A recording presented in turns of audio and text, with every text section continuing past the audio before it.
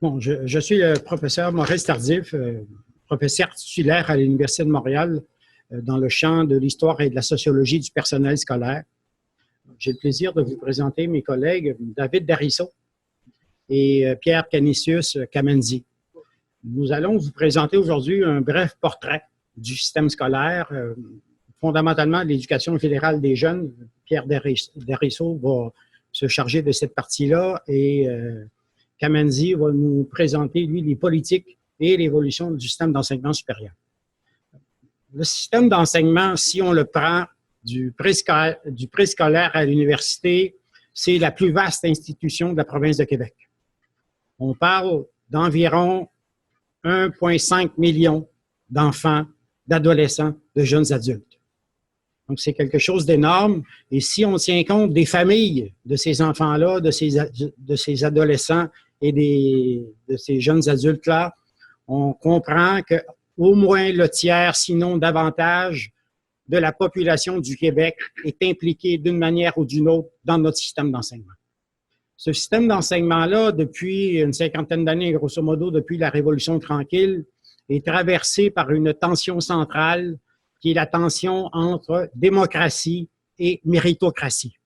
Démocratie, c'est-à-dire que notre système a l'ambition d'offrir à tous les jeunes, de tous les enfants, de tous les niveaux scolaires, une éducation de qualité, d'assurer leur développement et leur réussite scolaire. Donc, c'est un système englobant qui vise à instruire, éduquer, qualifier l'ensemble des citoyens ou des futures générations de la province de Québec.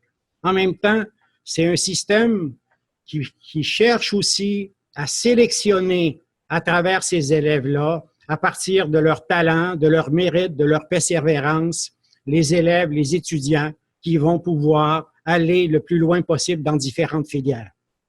Donc, c'est un système qui est traversé par cette tension-là, une tension de démocratisation et une tension de méritocratie. Cette tension-là, elle s'articule à des enjeux sociaux importants que vont traiter mes collègues. Comment cette tension-là entre méritocratie et démocratie s'articule à travers des enjeux de genre, garçons-filles, hommes-femmes, entre des enjeux d'origine sociale, les enfants provenant des milieux favorisés, des classes aisées, des classes moyennes, des classes défavorisées, des enjeux concernant les jeunes, les enfants qui viennent de la majorité blanche francophone et des différentes minorités, par exemple la minorité anglophone, les ethno-minorités, les minorités autochtones. Bref, c'est un système qui est ouvert sur la société, donc c'est pas un système comme une industrie, c'est un système qui est continuellement ouvert sur des phénomènes sociaux et qui est profondément caractérisé par ces phénomènes sociaux-là. Un exemple, depuis une cinquantaine d'années, on assiste à l'expansion importante du travail féminin au Québec et à la transformation concomitante des structures familiales. Cette évolution-là, bien sûr, a d'énormes répercussions sur l'école, dans la mesure où l'école a été amenée à créer de nouveaux espaces d'éducation et de socialisation pour les enfants, alors que les femmes sont désormais au travail.